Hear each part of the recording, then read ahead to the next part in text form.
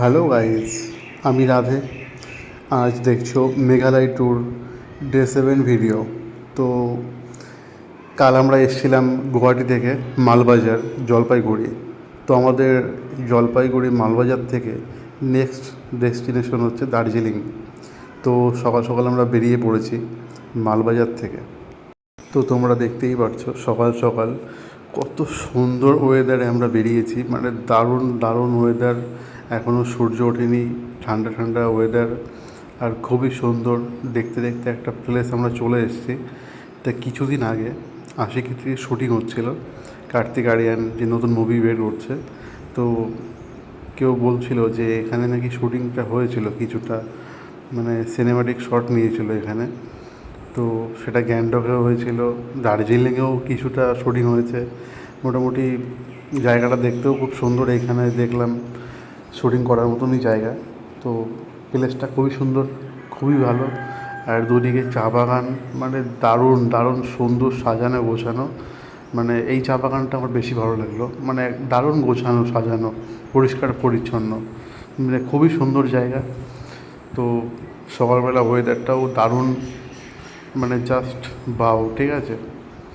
তো আমরা মেঘালয় ট্যুরের এটা ডে 7 ভিডিও বলতে পারো। এখন আমরা দার্জিলিংয়ের উদ্দেশ্যে যাচ্ছি, তো দার্জিলিং ট্যুর সেটাও বলতে পারো। তো দেখতে দেখতে ট্যানেলের মধ্যে দিয়ে আমরা এগিয়ে যাচ্ছি। আর আমরা আজকে সেবক হয়ে দার্জিলিংয়ে উঠবো। তো এই রোডটা আমার কাছে নতুন, আগে একবার আমি গেছিলাম, তো সেটা আলাদা রোড ছিল। তো দেখতে দেখতে দেখো একটা সুন্দর একটা জায়গায় দাঁড়িয়েছিলাম, সেখানে ময়ূর দেখতে পেলাম।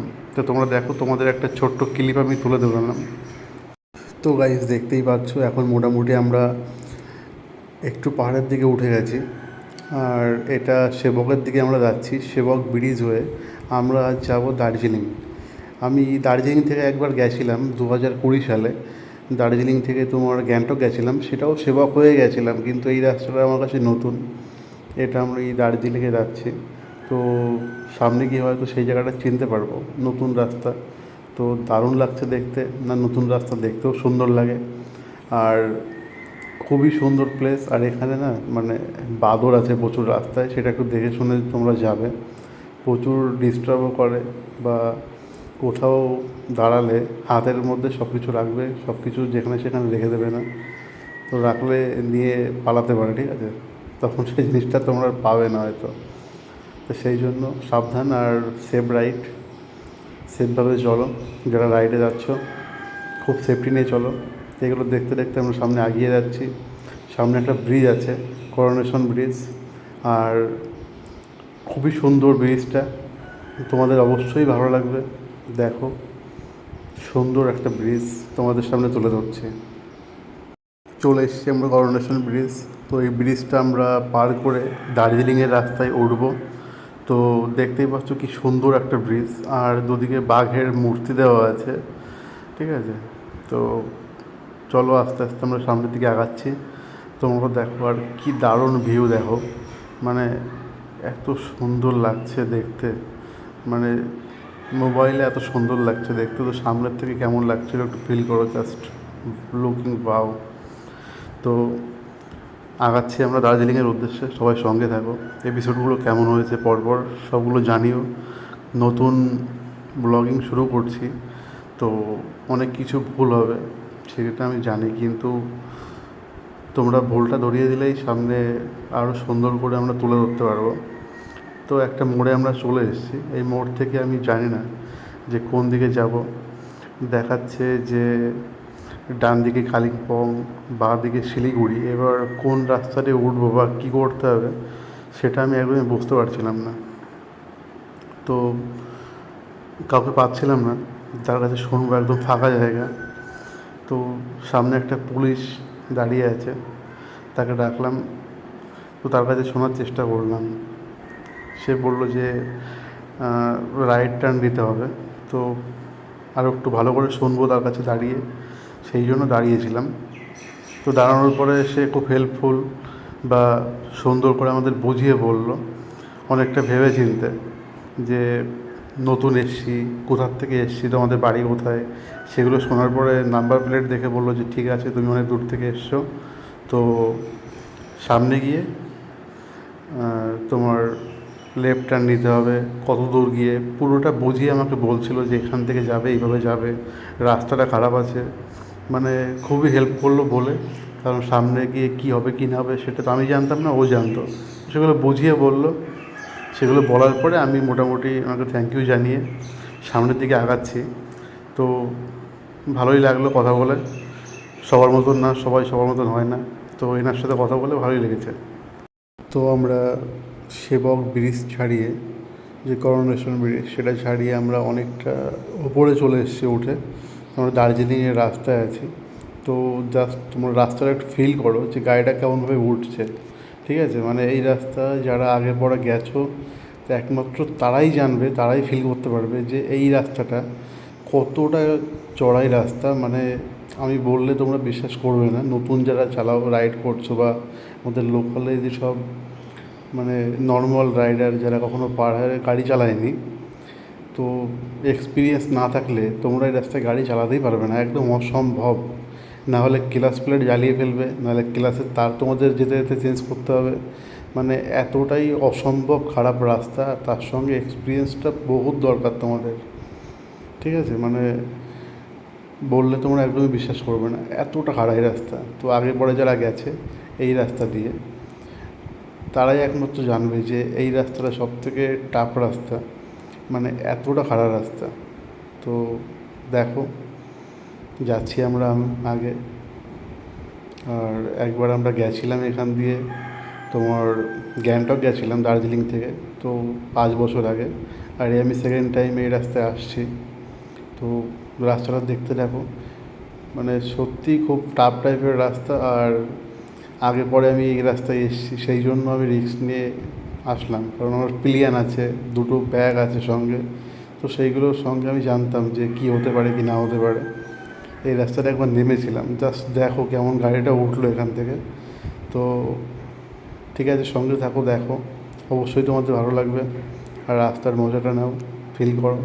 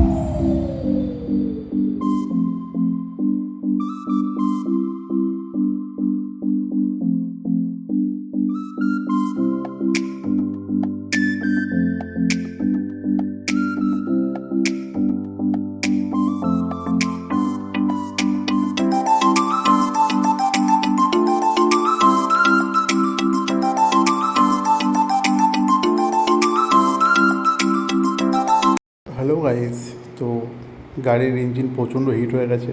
তো আমরা এখানে একটু রেস্ট নিলাম। রেস্ট নিয়ে আমরা নেক্সট দার্জিলিংয়ের দিকে প্রায় চলেই এসেছি। তো দেখতেই পারছো দার্জিলিংয়ের টয় ট্রেনের যে লাইন সেটা দেখা যাচ্ছে। খুবই ঐতিহাসিক একটা ব্যাপার যে টয় ট্রেন খুবই নামকরা। তো সেটা সাইড দিয়ে রাস্তার সঙ্গে লাগানো। তো দার্জিলিংয়ের উদ্দেশ্যে আমরা বেরিয়েছিলাম মেঘালয় থেকে।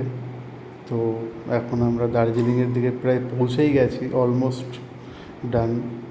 তো খুব সুন্দর লাগছে দেখতে পরিবেশটা, আর দারুণ ফিল হচ্ছে। আমি দার্জিলিংয়ে এই দ্বিতীয়বার আসলাম। দ্বিতীয়বার, দুবারই বাইক নিয়ে এসেছি। তো দারুণ অভিজ্ঞতা, দেখো কত সুন্দর টয় ট্রেন দেখো যাচ্ছে, আর খুব সুন্দর লাগছে দেখতে। মানে এটাই তো দেখতে অনেকে আসে, বা ফটো শ্যুট করে, না ভিডিও শ্যুট করে এখানে এসে সবাই। আর এখন সিজন চলছে, তো সিজনে রাস্তা প্রচণ্ড জ্যাম, মানে প্রচণ্ড পরিমাণে জ্যাম। অতটা জ্যাম তোমাদের দেখানো সম্ভব না একটা ভিডিওর মধ্যে সব কিছু দেখাতে গেলে। তো আমরা এখন চলে এসেছি কোথায় বলো তো, যে দার্জিলিং স্টেশন, যেখান থেকে টয় ট্রেনটা ছাড়ে আমরা সেখানেই চলে এসেছি। এটা হচ্ছে দার্জিলিং স্টেশন। দেখো টয় ট্রেনের ইঞ্জিন দাঁড়িয়ে আছে সাইডে, এখানে ইঞ্জিনের কাজ হচ্ছে টুকটাক বা রেস্ট নিচ্ছে। আর বাঁ দিকটা হচ্ছে সামনে দেখা যাচ্ছে, এটা হচ্ছে দার্জিলিং স্টেশন, একদম নামকরা আর ঐতিহাসিক, মানে খুবই সুন্দর জায়গা। আর এটা তো সবাই জানো, কাউকে বলতে হবে না, না? তো বাঁ দিকেই দেখতে পাচ্ছ দার্জিলিং স্টেশন। তো স্টেশন ছাড়িয়ে আমরা সামনের দিকে আগাচ্ছি, কারণ এখন সিজনের টাইম, মোটামুটি রুম পেতে ভীষণ প্রবলেম হবে, ভীষণ। আমরা আগেরবার যখন এসেছিলাম তখন নভেম্বর মাস ছিল, তো তখন রুম অ্যাভেলেবেল ছিল। কিন্তু এখন যে সিজনটা না, এটা হচ্ছে একদম পিক সিজন। তো এই টাইমে রুম পাওয়া খুবই চাপের হয়ে যায়, আর রুম পেলে প্রচুর কস্টলি, নিজের মনের মতন রুম পাওয়া যায় না। এই ডান দিকে যে রেস্টুরেন্টটা দেখতে পাচ্ছ না, উপরে হোটেল আছে। তো এই হোটেলে আমরা আগেরবার ছিলাম 5 বছর আগে যখন এসেছিলাম আমার NS200 নিয়ে। তো ওইখানে আমরা ছিলাম, তো সেখানেই আমরা দাঁড়িয়েছিলাম। তো দেখলাম যে রুম নেই, আর ওই রুম, এখানে হোটেলটা খুব ভালো, একদম দার্জিলিং স্টেশনের সামনেই। তো সেগুলো আমরা শুনে আবার বেরিয়ে পড়েছি রুম খুঁজতে। মানে ভীষণ চাপ হয়ে যাচ্ছে আজকে, রুম এত ভিড়ের মধ্যে রুম খোঁজা, যেখানে সেখানে গাড়ি দাঁড় করানো যায় না, পাশে আবার টয় ট্রেনের লাইন আছে, মানে ভীষণ চাপের ব্যাপার হয়ে যাচ্ছে। সকাল থেকে কিছু খাওয়া হয়নি। তো এইভাবেই চলছে আমাদের ট্যুর, মোটামুটি এনজয় করছি, এসছি ঘুরতে, তো ঘুরছি, খুব মজা লাগছে, ঠিক আছে। আর বাঁদিকে দেখো ইনফিল্ডের একটা শোরুম আছে, তার সামনে দাঁড়িয়ে পড়েছিলাম, এত ভিড় জ্যাম। তো মোটামুটি ওইগুলো করে আমরা বেরিয়ে পড়েছি সাইট সিন করার জন্য রুম ফুম নিয়ে। তো আমাদের যেটা প্রথম আমরা এসেছি সাইট সিন করতে, সেটা হচ্ছে বাতাসিয়া লুপ। এটা হচ্ছে গোর্খাদের কোনো স্মৃতির উদ্দেশ্যে বানানো ছিল হয়তো, এটা আমার ঠিক সঠিক জানা নেই। সবাই আসে, আমিও এসেছি সাইট সিন করতে। তো এরপরে আমরা বেরিয়ে পড়েছিলাম দার্জিলিং, মানে একদম টাউন থেকে একটু অফবিট জায়গাগুলো ঘোরার জন্য, যেখানে সচরাচর সবাই যায় না। আমরা তো আগের বারে এসে সব ট্যুরিস্ট প্লেসগুলো ঘুরেছিলাম, যেখানে সবাই অ্যাভেলেবেল মানুষ যায়। তো সেইগুলো আমরা এবার অ্যাভয়েড করেছি, কারণ সেইখানে আর যেতে ইচ্ছা করে না। আর অফবিট জায়গাগুলো দেখতে সুন্দর লাগে, আর তার নেচারের ফিলটাই আলাদা। তো সেখানে আমরা এসেছিলাম, একটা ছোট পার্কের মতন করা আছে আর কি, এখানে পাইন ফরেস্ট। তো সেই পাইন ফরেস্ট দেখতে আমরা এসেছিলাম। আর এখানে মাথা প্রতি হয়তো 20-30 টাকা করে নেয়। তো সেগুলো দিয়ে আমরা এন্ট্রি করেছি ভেতরে। দেখো কত সুন্দর লাগছে পাইন ফরেস্ট, আর সুন্দর জায়গা, ঠিক আছে।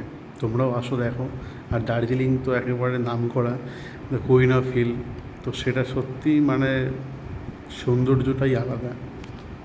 তো আজ আমরা মালবাজার থেকে দার্জিলিং এসে রুম নিয়ে, মানে রুম খুঁজতে আমাদের বহুত টাইম লেগে গেছে। তো সেই কারণে সাইট সিন করছিলাম। এখানে একটা পার্কে দেখো এসেছি, তারপর তো এই পার্কেও এন্ট্রি ফি দিতে হয়, তো 20-30 টাকা করে, আমার ঠিক খেয়াল নেই।